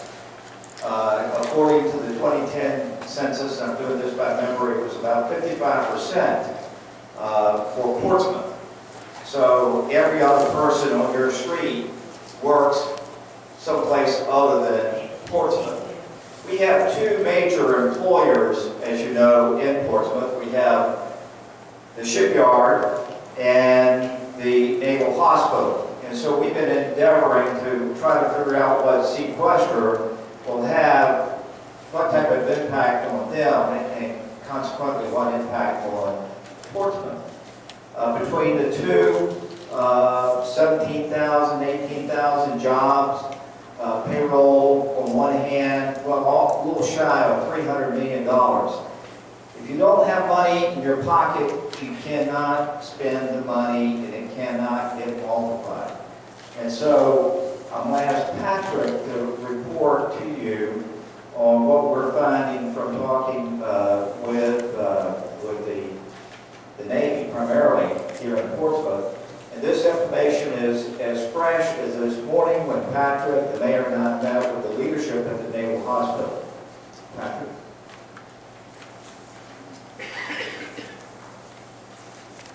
Thank you, John. City manager mentioned that he was quoting from memory the percent of commuters that work in different jurisdictions. I have the numbers here. It's exactly 55%. I've also given you some handouts. I'm not going to go over them. These are for your information. I don't know how many of you recognize the name Mark Bidner. He comes down and does presentations in the region periodically. He's giving you a little primer here that's relatively fresh from Wells Fargo. They'll add some definitions, some of the things Greg shared. I also have another handout at your place. There are similar handouts to this one for NASA, for the Army. The Navy is obviously the entity with which, on the micro level, we are most concerned. I'm not going to go over this for you either, but it will show you the magnitude of the cuts that are being made in the Mid-Atlantic region. And then, of course, our other primary employer, before I touch on these two, although they're not specifically a branch of the military, the Coast Guard of their homeland security, the impacts on them are yet to be determined as well. You can bet that there will be impacts, but possibly not as large as the impacts our defense department is going to face. So, as John mentioned, I had reached out both to the Naval Medical Center and to the shipyard. I invited them to come this evening and speak with you and give you their take. They were initially very eager to do that. I think they then thought a little bit better of it. This is obviously a politically charged issue, and to have one of those senior ranking military officials in front of you might not be the best thing for someone's career.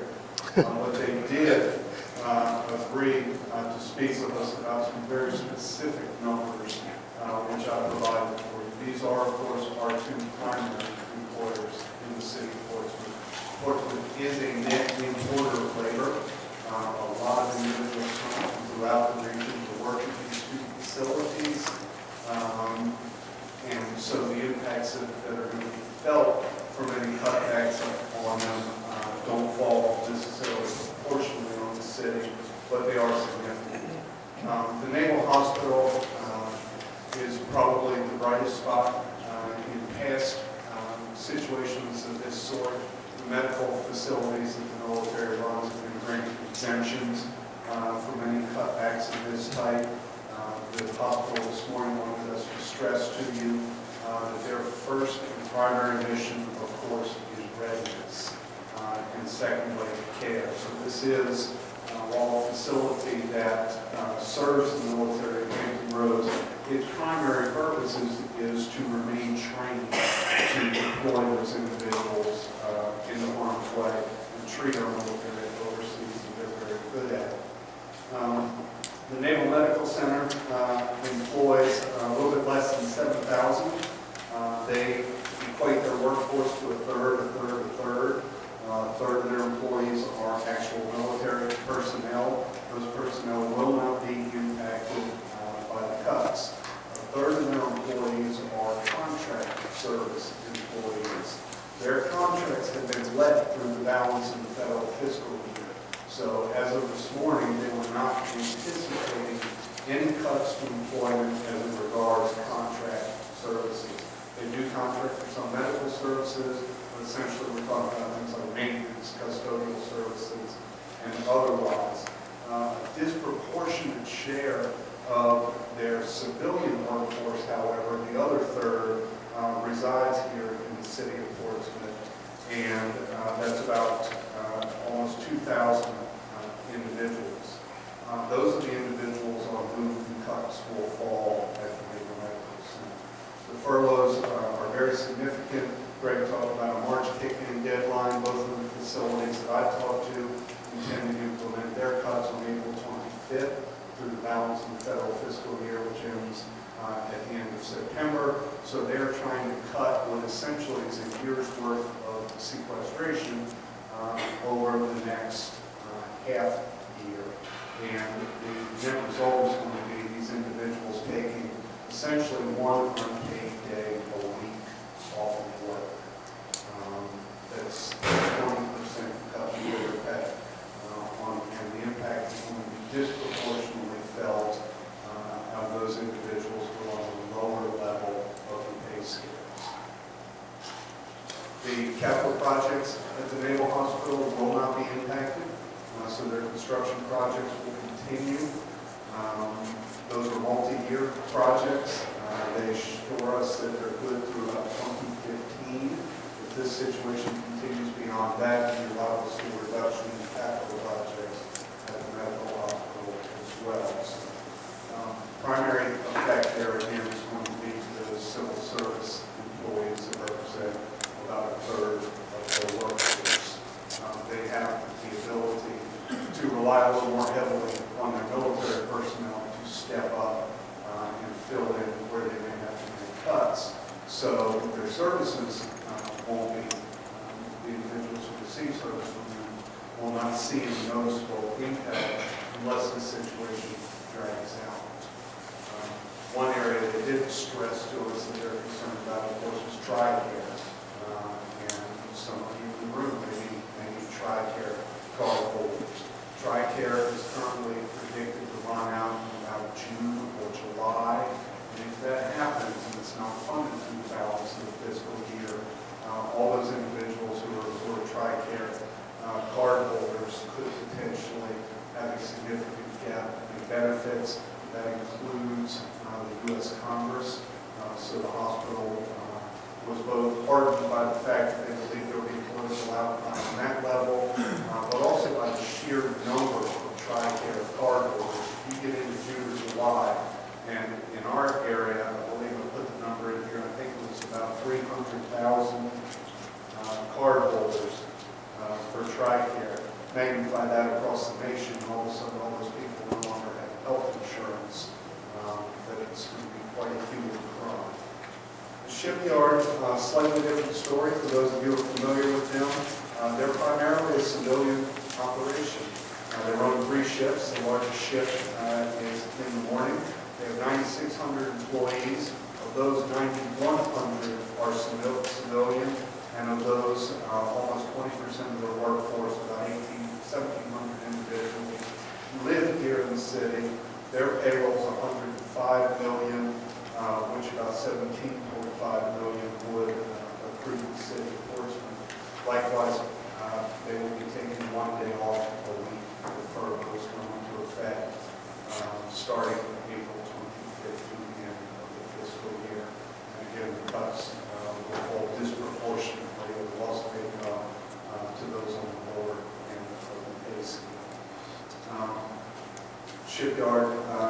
The Naval Medical Hospital did want to stress to us to share with you that these employees cannot use leave to offset the effects of the furlough. That would defeat the purpose of the savings that's involved. So all of these individuals will be directly affected. The shipyard, likewise, is in the middle of some large contracts. However, more of their work is contract-based, and we could have a disproportionate share of impact from October 1 if those contracts do not get elected. So, again, we've given you a couple of pages of information. The military was very kind to share this with us. They were very desirous of having the community know how much they appreciate us as a community, and also also very much appreciative of the support that we give now. So I want to thank them for being out here for that, taking the time to be today. Questions? Think about the slides that you saw in Greg's presentation, and then think about the procurement aspect of the shipyard. It kind of fits in together. Very briefly, Brandon's going to tell you the impact of March Madness on a couple of federal programs here. Thanks, sir. Yes, just wanted to look at the impacts on some of our governmental operations in Portsmouth of the sequestration.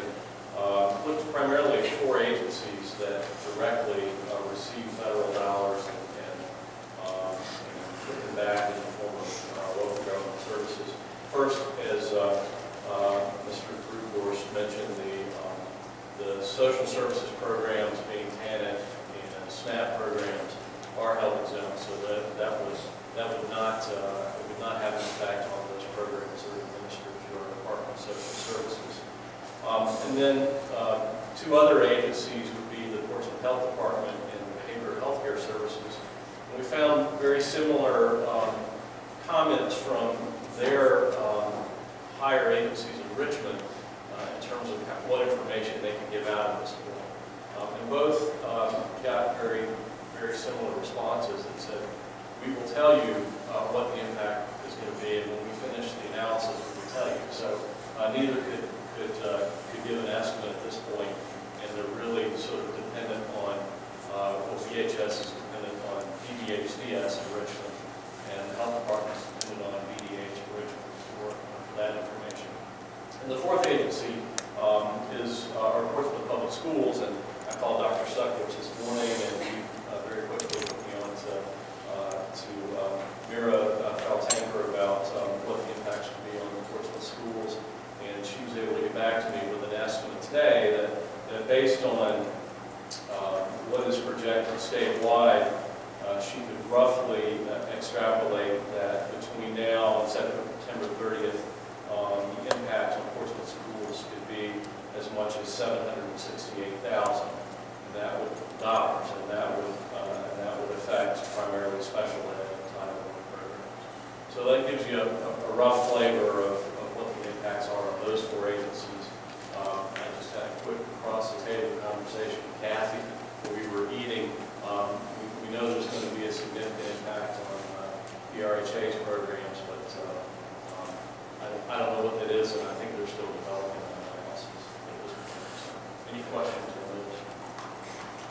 Yes, sir. In regards to $700,000 plus dollars for Portsmouth public schools, what does that represent percentage-wise based on the overall budget? Well, to give you the numbers that she extrapolated from the state, the state numbers were $28 million across the state, $14 million for primary and secondary schools, and about the same amount for teachers and other staff who assist disabled children. So those would be, I guess, the Title I.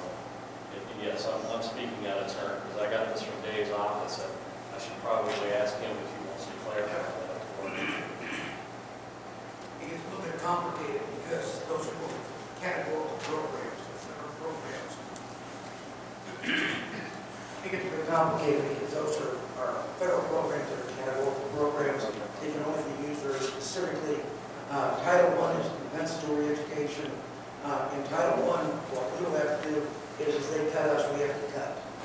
Special ed's a little different thing. They cut, we can't cut. We have to cut other programs because we have to provide special education because it's an unfunded mandate from the federal government. They give us very little of our special ed money. We're going to cut what little we have, so it falls back on state and local. But it's our budget is about $103 million total budget. It's not huge, but it is significant positions and programs for children that we will have to cut.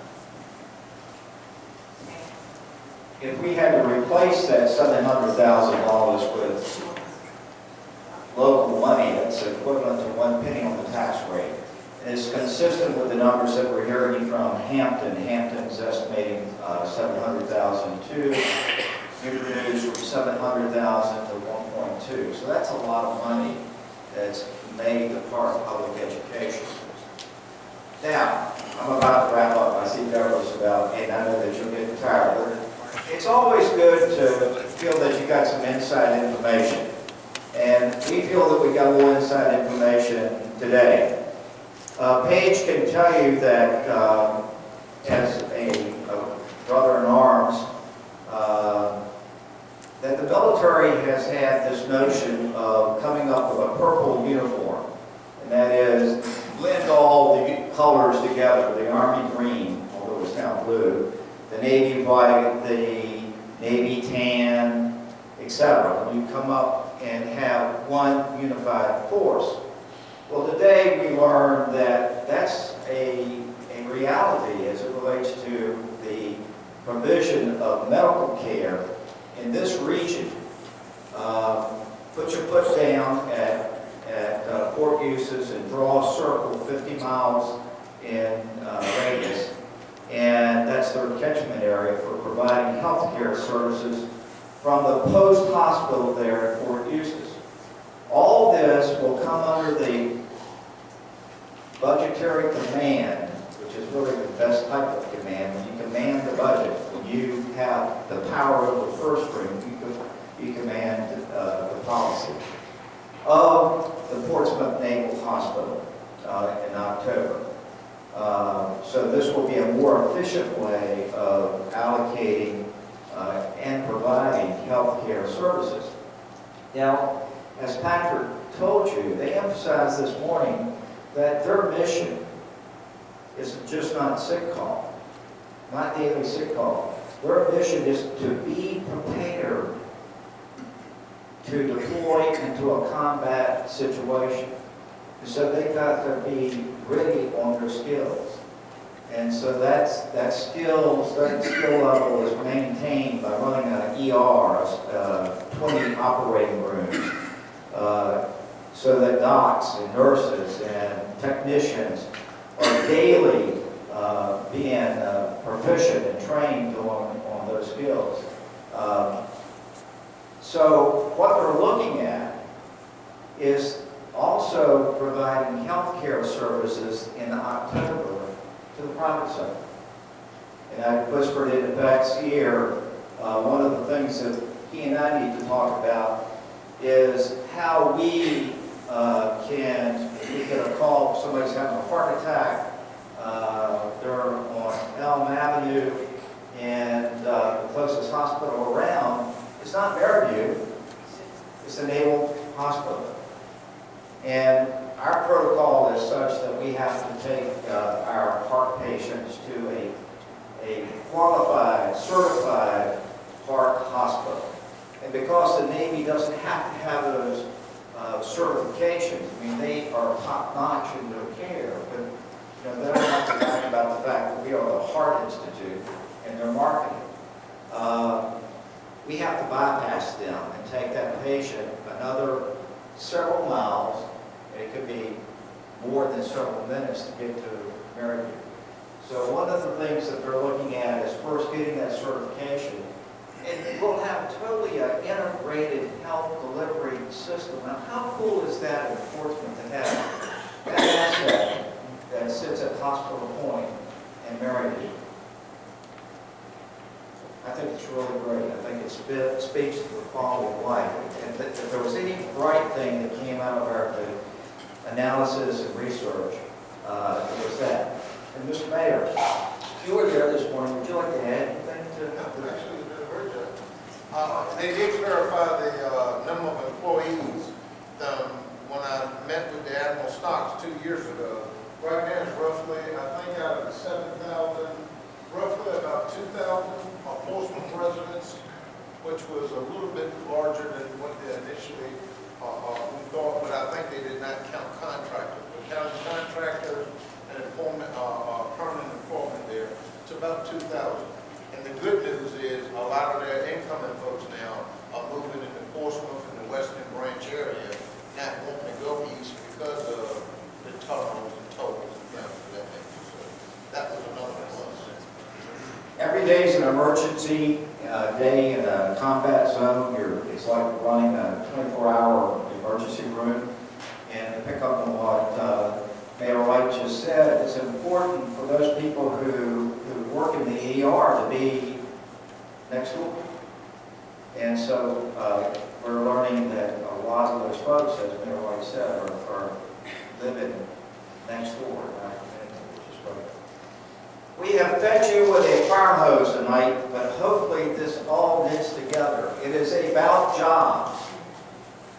That's the key to our future here in Portsmouth because it's going to drive everything. If we get jobs and people get incomes, we can put that income back into our education system. We can put it into quality of life. But if the jobs are not there, or if the jobs are low-skilled jobs, it's like standing in mud or quicksand. It's hard to get out. It's about jobs, jobs, jobs. And so thank you very much for your patience tonight, and your questions were really great, and God will thank you.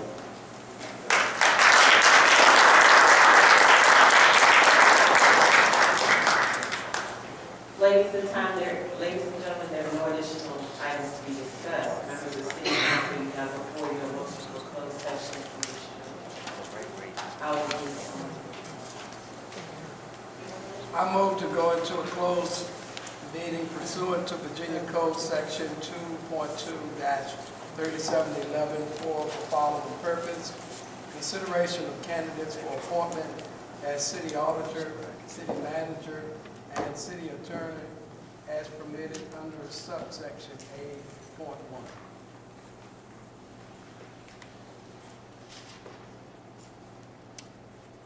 Second.